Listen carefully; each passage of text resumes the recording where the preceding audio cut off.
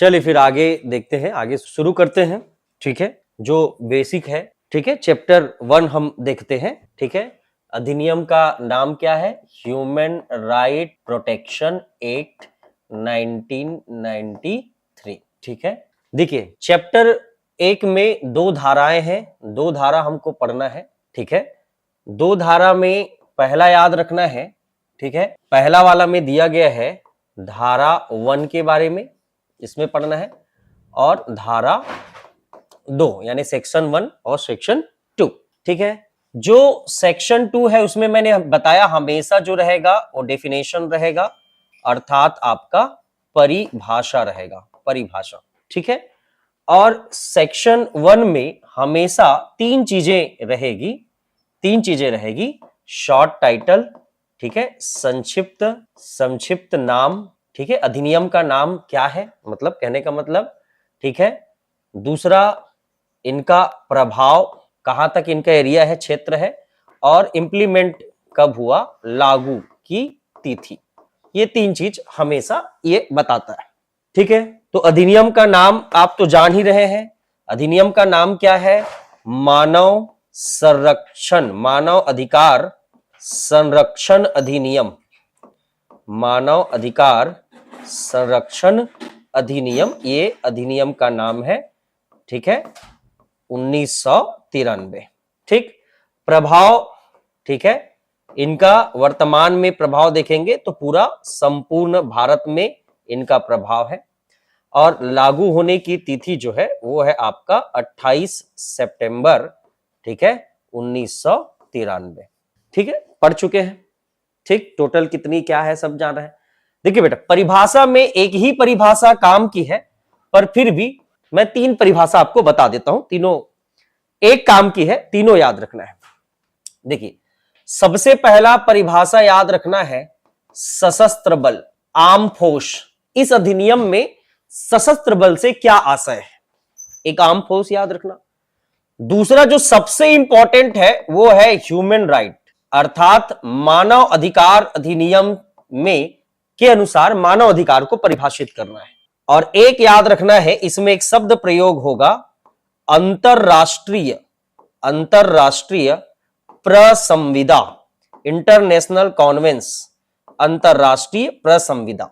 तो आपके पास हमेशा एक रहेगा कि भाई कोई भी परिभाषा आएगा तो ये इस अधिनियम के धारा 2 में है, लेकिन फिर भी कोशिश करिएगा, ठीक है, जैसे ये आपका धारा 2A में है, ठीक है, ये धारा 2D में है, और ये धारा 2F में है। ठीक है, ADF, ऐसा याद रखो। तो एक एक करके हम समझते हैं, सशस्त्र बल किसे कहते हैं, मानव अधिकार से क्या आशय है, अंतरराष्ट्रीय प्रसंविदा से आप क्या समझते हैं। ठीक है, चलिए, तो सबसे पहला सिंपल परिभाषा देखते हैं। ठीक है, सशस्त्र बल, तो इसको जब भी लिखोगे तो याद रखना, ठीक है, इनकी जो परिभाषा है वो मानव अधिकार संरक्षण अधिनियम की धारा 2A के अंतर्गत है। ये पहला हमारा लाइन होना चाहिए, 2A में है, परिभाषा जो है 2A में है।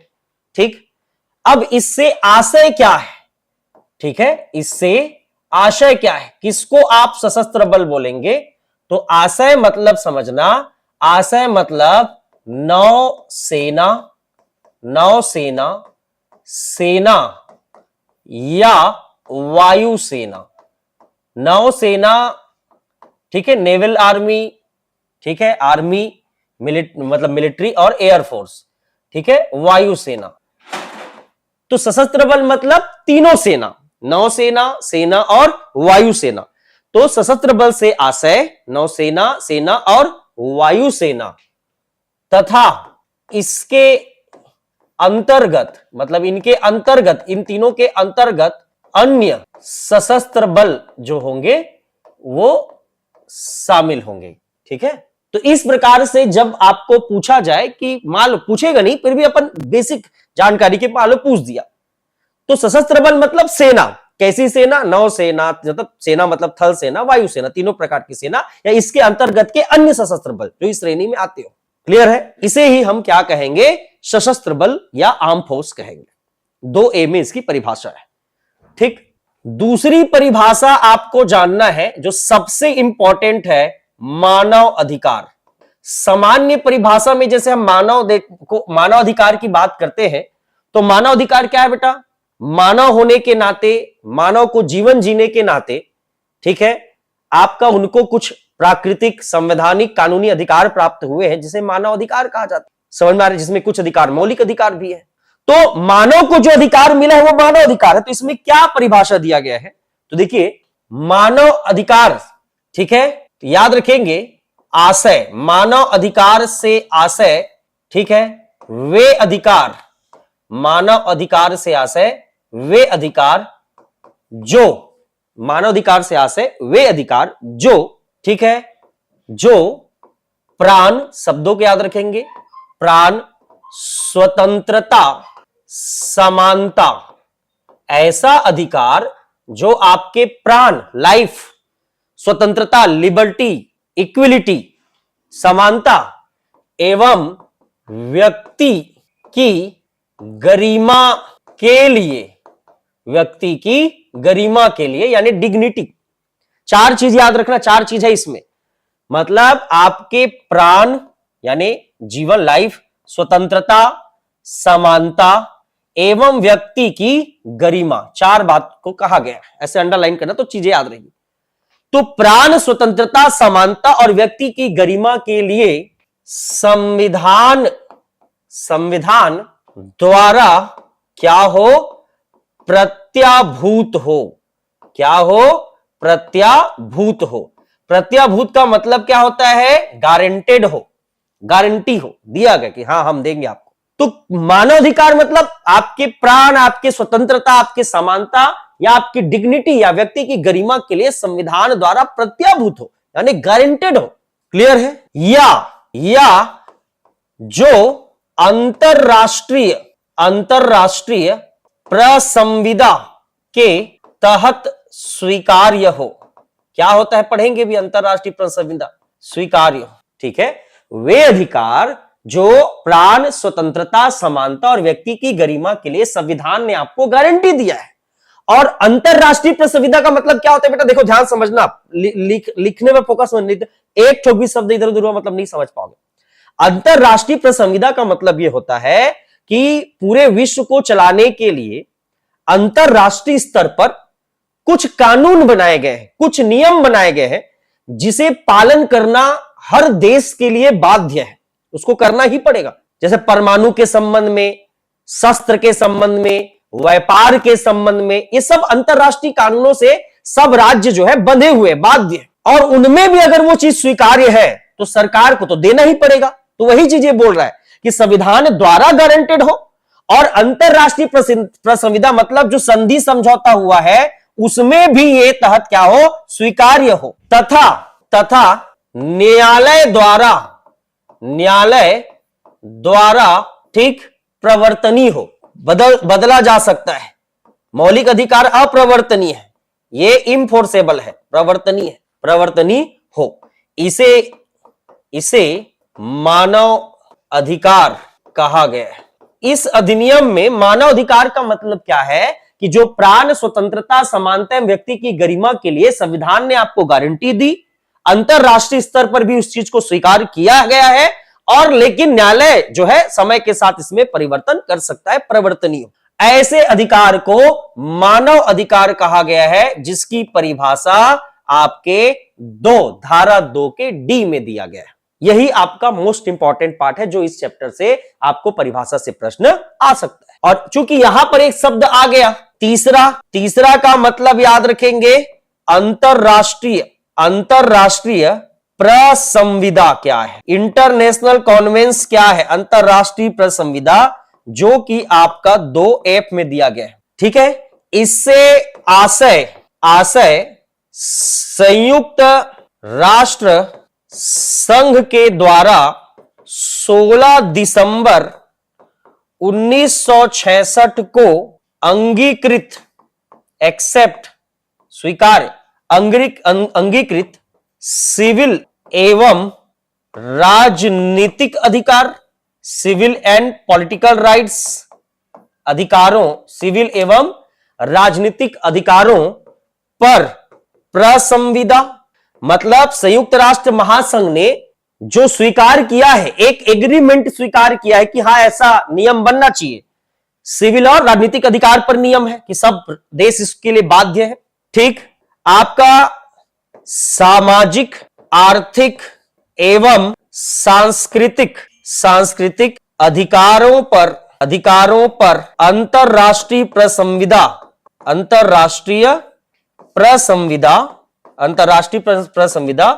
जो, या जिसे लिख सकते हैं, जिसे केंद्र सरकार द्वारा विनिर्दिष्ट किया गया हो। क्या किया गया है? कहने का मतलब समझो ना, इस शब्द अपने आप बन जाएंगे। शब्दों को समझो कि आपको अपने जीवन के लिए समानता, स्वतंत्रता, गरिमा के लिए जो संविधान ने अधिकार दिया, और वे अधिकार जो अंतरराष्ट्रीय संविधाओं में शामिल है, जैसे सिविल और राजनीतिक अधिकार पर बना है, सामाजिक, आर्थिक और सांस्कृतिक अधिकारों पर अंतरराष्ट्रीय संविधा बना है। तो ये प्रसंविधा मतलब जो जो राष्ट्र इसके हिस्सा है, संयुक्त राष्ट्र संघ का सदस्य है, उनको ये देना ही पड़ेगा। ये एक बाध्यकारी आपका एग्रीमेंट है, बॉन्ड है, जो भी बना है इनके बीच। और इन अधिकारों को उस देश के केंद्र सरकार द्वारा नोटिफाइड किया जाता है या स्पेसिफाई किया जाता है कि भाई ये अधिकार है जो हमको मानना है, क्योंकि हमारे माई बाप ने बोल दिया है। तो वो सारे अधिकार भी, यानी यहां पर मैंने वो बात लिखी, वो सारे अधिकार भी जो अंतरराष्ट्रीय प्रसंविधा के तहत स्वीकार्य हो। तो कौन कौन से अधिकार शामिल है? राजनीतिक और सिविल अधिकार, यहां पर इसको भी मेंशन कर सकते हो, लेकिन उतना वर्ड नहीं रहेगा। सामाजिक, आर्थिक, सांस्कृतिक अधिकारों पर प्रसंविधा है। ये सारे अधिकार आपके मानव अधिकार है जो न्यायालय में प्रवर्तनीय है। इसीलिए अंतरराष्ट्रीय प्रसंविधा या इंटरनेशनल कॉन्वेंस जो है वो, इसीलिए ये शब्द हो सकता है कि अंतरराष्ट्रीय प्रसंविधा से क्या आशय पूछ लेगा। तो अंतरराष्ट्रीय मतलब जो बड़े बड़े अंतरराष्ट्रीय स्तर पर संगठन है और उनके सदस्य देशों के बीच एक बाध्यकारी क्या है, आपका एग्रीमेंट है कि आपको ये चीज मानना पड़ेगा। भाई आप ये नहीं कर सकते, मैं अपने देश में नहीं मान, ऐसा नहीं, सदस्य होने के नाते आपको ये मानना पड़ेगा। इसी को हम कहते हैं अंतरराष्ट्रीय प्रसंविधा। तो मेन जो आपका पॉइंट है वो है आपका मानवाधिकार। चूंकि यहां पर यह शब्द आ गया अंतरराष्ट्रीय प्रसंविधा के तहत स्वीकार हो, तो इसीलिए मुझे यह बताना पड़ा कि अंतरराष्ट्रीय प्रसंविधा का मतलब क्या होता है। तो ये तीन परिभाषाएं, जिसमें खासकर मानवाधिकार की परिभाषा है, मुंह जुबान हो। चार चीजें तीन लोगों के द्वारा दी जाएगी। चार चीजें तीन लोगों के द्वारा दी जाएगी। चार चीजें मतलब क्या? प्राण, समानता, स्वतंत्रता और व्यक्ति की गरिमा। तीन चीजों द्वारा मतलब संविधान द्वारा, अंतरराष्ट्रीय प्रसंविधा और जो न्यायालय द्वारा प्रवर्तनीय हो। तीन लोगों को जानना है, वो अधिकार क्या है? आपका मानव अधिकार कहलाएंगे। क्लियर है? यहां तक बन जाएगा परिभाषा। चार चीज तीन लोगों का नाम डाल देना है, तीन चीज को जिक्र करना है, चार अधिकारों पर तीन, याद रहेगा। ठीक है, तो ये परिभाषा में मैं बार बार बोल रहा हूं बेटा, यही है मेन। पूछेगा तो इसी को पूछेगा। ये हल्का सा देख के नहीं पढ़ोगे तो भी चलेगा, लेकिन कम से कम आ गया तो लिखते तो बनेगा, इतना तो दिमाग में रहेगा कि सर ने उन अधिकारों का जिक्र किया है जो हम संयुक्त राष्ट्र संघ के साथ उनके सदस्य होने के नाते हम बंधे हुए हैं। उसको हम नहीं मान सकते, ऐसा नहीं है, लेकिन उसको केंद्र सरकार अपने राष्ट्र में उसको स्पेसिफाई करती है कि ये है, ये भाई जारी करती है। क्लियर है? तो ये आपको समझना है। एक पॉइंट ये हो गया। क्लियर है? अब देखिए, अब आते हैं आपका, देखिए बेटा, अब चैप्टर वाइज नहीं पढ़ेंगे, अब चीजों के अनुसार पढ़ना है। चैप्टर तो आप जान ले क्या है। अब आपका पढ़ना है आयोग। क्या पढ़ना है? आयोग। ठीक है, आयोग। तो आयोग कितने हैं? दो है। और हमेशा जो सबसे ज्यादा प्रश्न आता है वो आयोगों के बारे में ही आता है। ध्यान रहे, आयोग पढ़ना है। कौन कौन सा आयोग है? ध्यान से समझना। एक है आपका राष्ट्रीय मानव अधिकार आयोग। अधिकार आयोग, राष्ट्रीय मानव अधिकार आयोग। और एक पढ़ना है क्या आपका? राज्य मानव अधिकार आयोग। ठीक है, राज्य में मानव अधिकारों की संरक्षण के लिए राज्य मानव अधिकार आयोग, और राष्ट्रीय स्तर पर मानव अधिकार संरक्षण के लिए राष्ट्रीय मानव अधिकार आयोग, यानी ह्यूमन नेशनल, ठीक है, ह्यूमन राइट कमीशन। ठीक है, और इसको अपन शॉर्ट में देखेंगे स्टेट ह्यूमन राइट कमीशन, है ना, SHRC और NHRC के बारे में पढ़ना है। इससे क्या क्या प्रश्न बनेंगे, दोनों में अंतर पूछ सकता है, तुलनात्मक अध्ययन मत करिए पूछ सकता है, इंडिविजुअल भी पूछ सकता है, छत्तीसगढ़ का नाम भी पूछ सकता है। तो यहां पर अपन देखेंगे ये एक्चुअल में स्टेट है का मतलब क्या है, छत्तीसगढ़ के संदर्भ में ही है, मान के चलना, क्योंकि हमारा है CGPSC, तो आपको कभी भी छत्तीसगढ़ राज्य मानवाधिकार लिख के देगा तो भी यही सब चीज होगा। समझ में आ रहा है? चलिए सबसे पहला देखिए बेटा, कुछ कुछ पॉइंट अपन समझते हैं। अगर हम अध्याय की बात करें, अध्याय की, ठीक है, तो ये दिया गया है अध्याय 2 में, जबकि यहां पर हम अध्याय की बात करेंगे, अध्याय की बात करेंगे तो ये बताया गया अध्याय 5 में। कल देखे थे अध्याय 2 और अध्याय 5, ठीक है। अगर हम धारा की बात करें, धारा यानी सेक्शन की, तो आपको याद आ रहा होगा 3 से 11 तक जो है राष्ट्रीय मानवाधिकार आयोग है, और यहां पर आपको याद आ रहा होगा मैंने आपको बताया था 21 से 29 तक, 21 से 29 तक, ठीक है, राज्य मानवाधिकारों का उल्लेख, क्योंकि ये मेंशन करना पड़ेगा, अगर अभी आया तो आपको ये बताना पड़ेगा, इसके बिना नंबर नहीं मिलेगा। तो आपको चैप्टर भी मेंशन करना है, आपको सेक्शन भी मेंटेन करना है। अगर आपका यही फॉर्मेट में आ गया प्रश्न तुलनात्मक अध्ययन कीजिए तो कोई दिक्कत नहीं, जैसा वैसा छाप सकते हो, लेकिन अगर इंडिविजुअल पूछा तो भी आपको मेंटेन करना है। अब आपका जैसे आपका प्रमुख धाराएं, प्रमुख धाराएं देखना है, प्रमुख धाराएं, तो एक याद रखना 3, एक याद रखना 4, 5, 6, 7 और 8 को याद रखना। इसमें 21, ठीक है, इसमें प्रमुख धाराएं, प्रमुख धाराएं में 21, 22, 23, 24, ठीक है, 24, 25 और आपका 26, ठीक। देखिए 3 में क्या दिया गया है, तो गठन, 3 में गठन के बारे में बताया, कैसे गठन होता है, ठीक है। फिर आपका याद रखेंगे, ठीक, नियुक्ति कैसा होता है, सदस्यों की नियुक्ति, ठीक। फिर आपका सदस्यों का त्याग पत्र एवं पद मुक्ति, पद से कैसे रिमूव करते हैं, ठीक है, रिजाइन कैसे करते हैं। 7वां कार्यकाल, टेन्योर कितना रहता है, 7वां जो दिया है, 6वां 7वां, 7वां है विशेष परिस्थिति, जो कोई स्पेशल कंडीशन में सदस्य क्या बन जाता है, सदस्य द्वारा अध्यक्ष का कार्य किया जाएगा, अध्यक्ष का कार्य, सदस्य द्वारा अध्यक्ष का कार्य। और लास्ट में याद रखना है, ठीक है, सेवा शर्तें, अलाउंस वगैरह, ठीक है, वेतन भत्ते, ये सब, ये पूरा इसका फॉर्मेट है। और सेम यहां पर 21 में इनका क्या रहेगा, गठन सेम रहेगा। यहां पर नियुक्ति है तो इनका भी 22 में क्या रहेगा, नियुक्ति। 23 में इनका क्या है, त्याग पत्र, त्याग पत्र, और यहां पर भी वही रहेगा, पद मुक्ति। यहां पर भी क्या रहेगा, कार्यकाल रहेगा।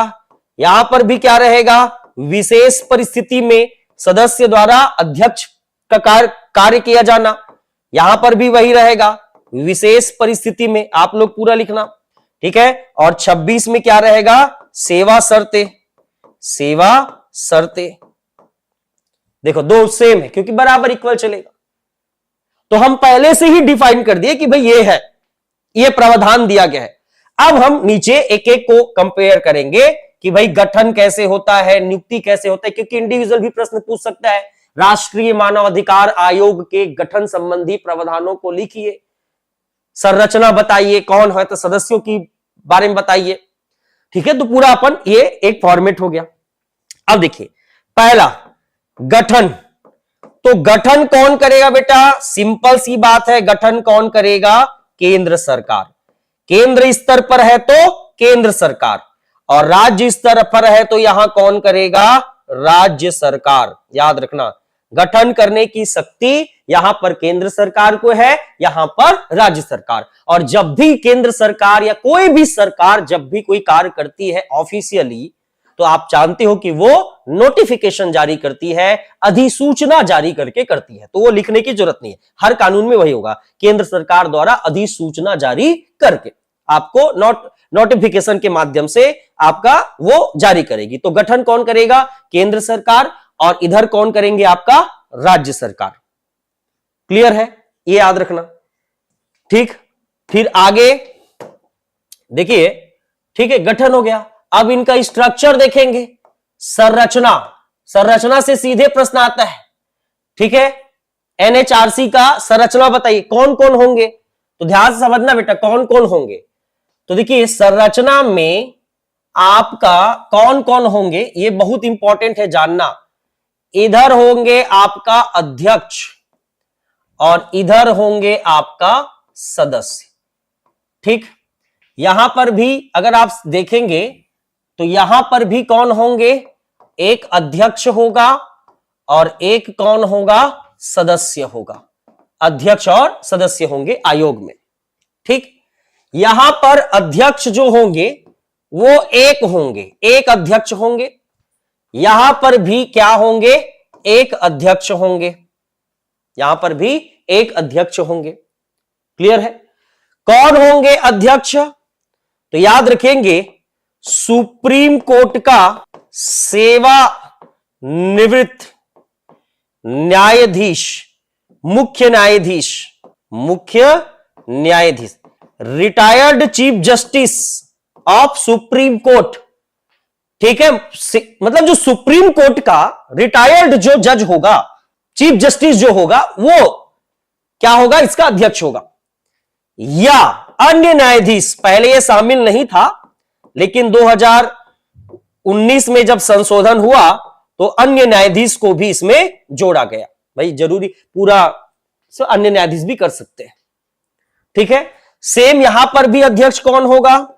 हाई कोर्ट का सेवानिवृत्त, रिटायर्ड सेवानिवृत्त मुख्य न्यायाधीश, मुख्य न्यायाधीश या अन्य न्यायाधीश।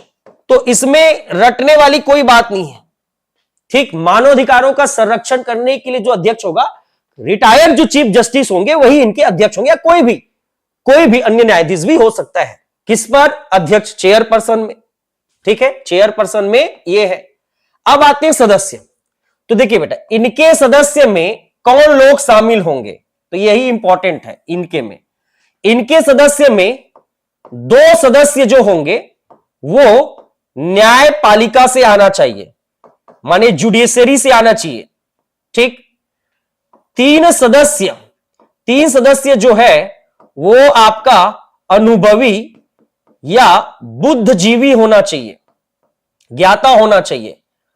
और इसमें जो आपके 7 सदस्य हैं वो एक्स ऑफिशियो है, यानी कि पदेन सदस्य है। पदेन सदस्य 2 न्यायपालिका से है, 3 अनुभवी है, बुद्धिजीवी है, जिसमें यहां पर लिख लेना 1 महिला अनिवार्य है। 3 में से 1 महिला होना कंपलसरी है, अनिवार्य है। ठीक है, और इधर सदस्य में हम देखेंगे तो इधर सदस्य में ज्यादा नहीं है, एक आपका न्यायपालिका का होना चाहिए, न्यायपालिका का होना चाहिए, और एक अनुभवी या बुद्धिजीवी होना चाहिए, बुद्धिजीवी जो इन विषयों का ज्ञान रखता हो, यह होना चाहिए। तो इनके मेंबर ये होंगे, इनका स्ट्रक्चर ये होगा। अब 2 न्यायपालिका से आएंगे तो कौन कौन आएंगे? एक सुप्रीम कोर्ट और एक हाई कोर्ट। यहां पर हाई कोर्ट से भी लाए जाएंगे। कौन लाएंगे? ठीक है, का न्यायाधीश, सुप्रीम कोर्ट का न्यायाधीश हो, सुप्रीम कोर्ट का न्यायाधीश है, या जो रहा हो, जो कभी रहा हो या जो है, वो सदस्य के रूप में भी शामिल होंगे। और हाई कोर्ट में जो वर्तमान न्यायाधीश है या न्यायाधीश रहा हो, उसे भी सदस्य के रूप में क्या किया जाएगा? शामिल किया जाएगा। यहां पर न्यायाधीश में सेम, जो हाई कोर्ट का न्यायाधीश है या रहा हो। न्यायपालिका में, न्यायपालिका मतलब न्याय वाले लोग आएंगे, बुद्धिजीवी अनुभवी जो होंगे, ठीक है, उन्हें इस कार्य का ज्ञान या अनुभव हो, वो इसमें क्या होंगे, शामिल होंगे। सेम यहां पर, ठीक है, इस क्षेत्र में बोल सकते हैं, इस क्षेत्र या कार्य में ज्ञान या क्या हो, एक्सपीरियंस या नॉलेज हो, अनुभव हो, ऐसे व्यक्ति, एक व्यक्ति को यहां शामिल करेंगे, ऐसे 3 व्यक्ति को यहां शामिल करेंगे, लेकिन उनमें से एक महिला होना क्या है, कंपलसरी है, अनिवार्य है। क्लियर है? ठीक, टोटल 13 हो जा रहे हैं, देखो 1 2 1 3 3 6 6 7 13, और उनका 3 सदस्य हो रहे हैं, टोटल 13 और 3, ऐसे याद रखे रहना। अब ये जो 7 एक्स ऑफिशियो है, पदेन सदस्य है, वो कौन कौन से हैं? तो 7 जो पदेन सदस्य है वो सब आयोग के सदस्य हैं बेटा, ये याद रखना, सब के सब आयोग के सदस्य हैं। आयोग, आपसे सीधा प्रश्न पूछा जा सकता है कि राष्ट्रीय मानव अधिकार संरक्षण आयोग के पदेन सदस्य कौन कौन से हैं? तो कुछ नहीं करना है आपको, केवल आयोग के नाम लिख देना है। कैसे?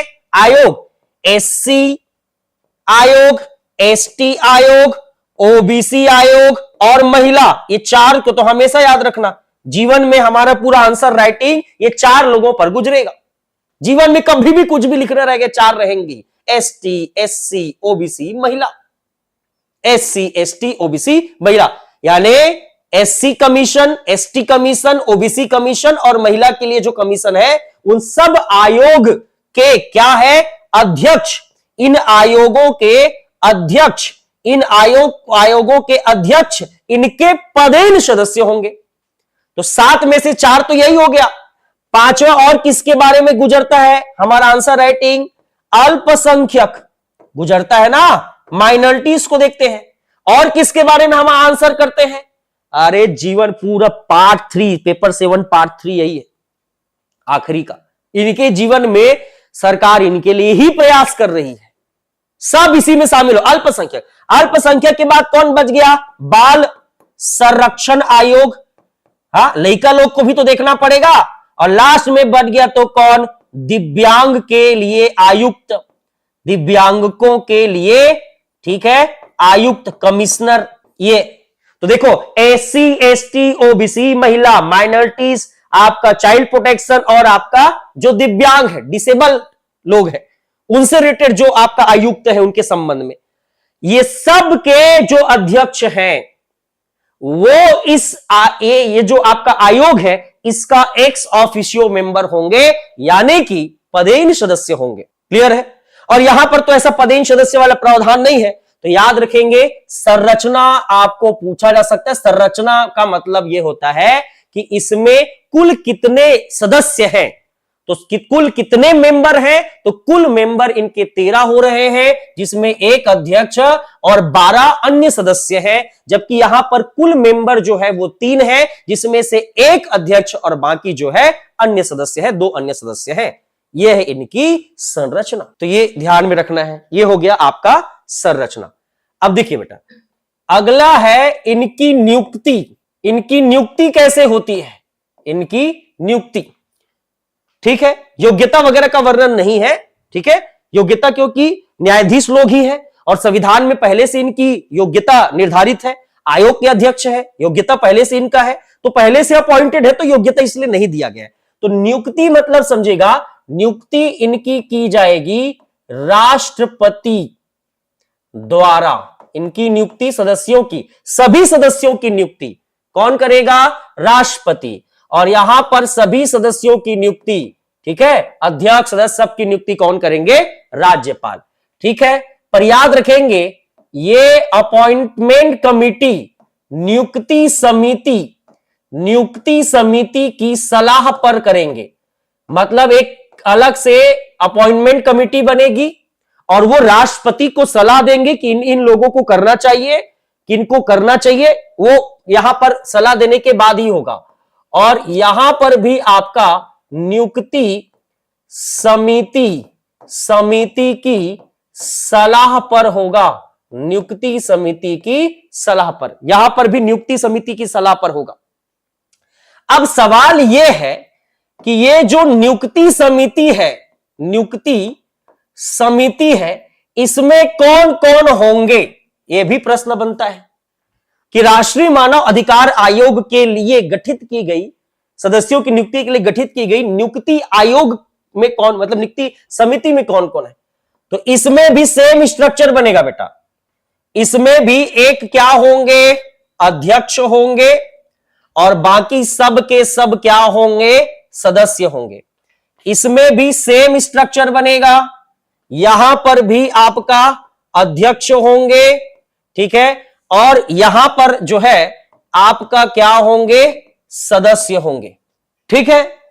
अध्यक्ष जो होंगे ये प्रधानमंत्री होंगे, अध्यक्ष कौन होंगे, प्रधानमंत्री, जबकि इनके जो सदस्य होंगे उसमें रहेगा आपका केंद्रीय गृह मंत्री, ठीक है, सेंट्रल होम मिनिस्टर रहेंगे।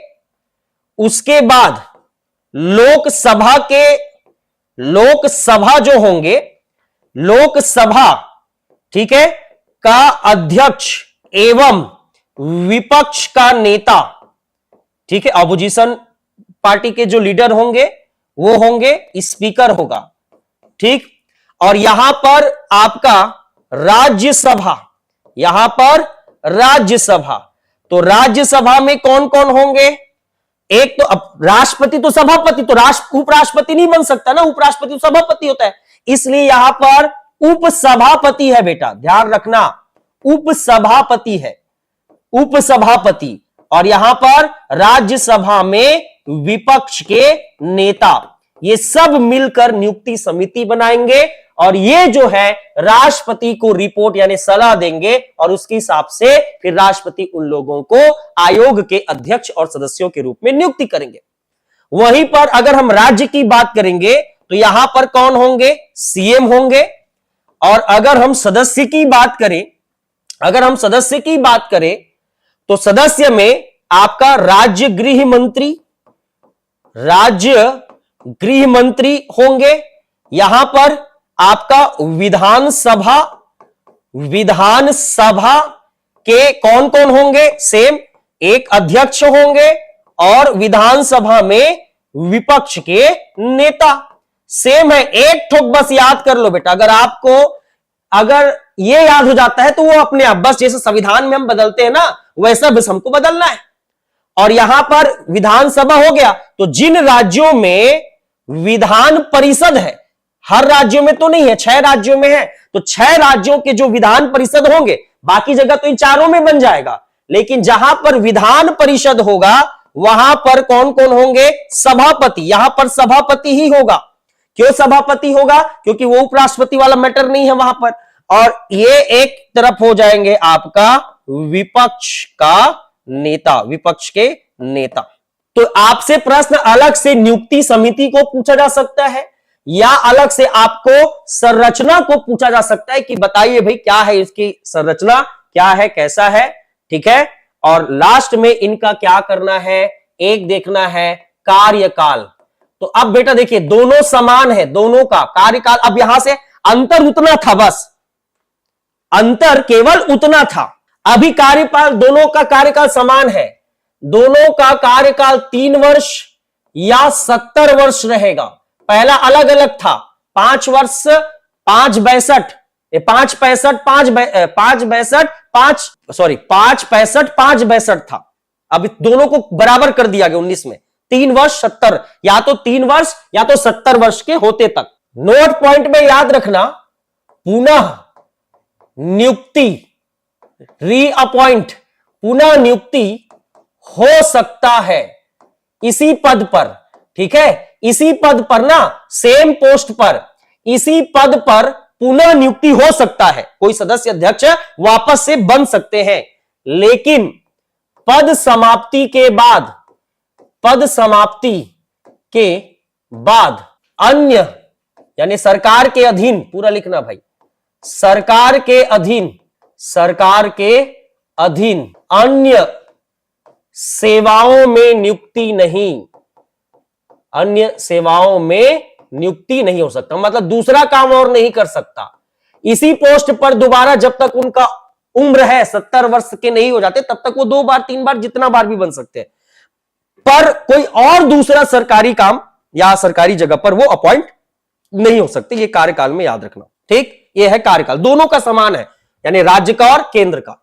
याद रखना पद त्याग दोनों के संबंध में बेटा, पद त्याग राष्ट्रपति के माध्यम से ही होगा। दोनों के संबंध में अपना पद त्याग राष्ट्रपति को ही देंगे, दोनों के संबंध में। अब राज्य की यहां पर कोई भूमिका नहीं है, ठीक है। राष्ट्रपति को त्याग पत्र देंगे या राष्ट्रपति जो है पद से त्याग कर सकते हैं, पद से हटा सकते हैं, ठीक है। पद से हटाया जाना, राष्ट्रपति जो है पद से हटाया जा सकता है। क्यों हटाया जा सकता है? जब आपका दिवालिया हो जाए, ठीक। दूसरा मानसिक या अनसाउंड माइंड, विकृत चित्त का हो, या मानसिक रूप से, मेंटली रूप से, ठीक है, आपका डिसेबल हो, मानसिक रूप से अस्वस्थ हो, ठीक, नैतिक रूप से असमर्थ हो, नैतिक रूप से असमर्थ हो, यानी सही से काम ही नहीं कर पा रहा है, ठीक, या ऐसे ही यानी इस काम को करते करते सवैतनिक कार्य कर रहा हो और कहीं काम कर रहा हो जिसको उसको वेतन मिल रहा हो, सवैतनिक कार्य कर रहा हो, तो ऐसे कारणों के आधार पर राष्ट्रपति अध्यक्ष और सदस्य को पद से हटा सकती है, ठीक है। तो ये हटाया जा सकता है। इसके अलावा इन पर, ठीक है, इन पे अन्य आधारों पर भी, अन्य आधारों पर भी, ठीक है, इनके अलावा अन्य आधारों पर भी पद से हटाया जा सकता है, हटाया जा सकता है। ये तो और मतलब ये तो कॉमन है, मतलब ये हो गया तो आप योग्य ही नहीं हो, आपको तुरंत हटा दिया जाएगा। लेकिन कई बार ऐसा होता है कि अन्य और है, जैसे एक आप शारीरिक रूप से असमर्थ हो गए, शारीरिक रूप से असमर्थ हो गए, फिजिकली आप नहीं कर, एबिलिटी नहीं है, या आप मिसकंडक्ट यानी आप अपने पद का दुरुपयोग कर रहे हैं, जिसे हिंदी में कदाचार कहते हैं, मिसकंडक्ट। तो कहने का मतलब इसमें तो इस वाले मामले में राष्ट्रपति इन्हें डायरेक्ट हटा देगी, सीधा, किसी से कोई पूछने की जरूरत नहीं है, डायरेक्ट हटा दे, ऐसा जा किस्त विस्त चुका पहले, हाँ, खुद का अधिकारक का संरक्षण नहीं कर पा रहे हैं, इधर कहां करेगा। और अन्य आधारों पर भी पद से हटा जा सकता है, लेकिन उसका वो डायरेक्ट वहां पर राष्ट्रपति नहीं हटा सकता।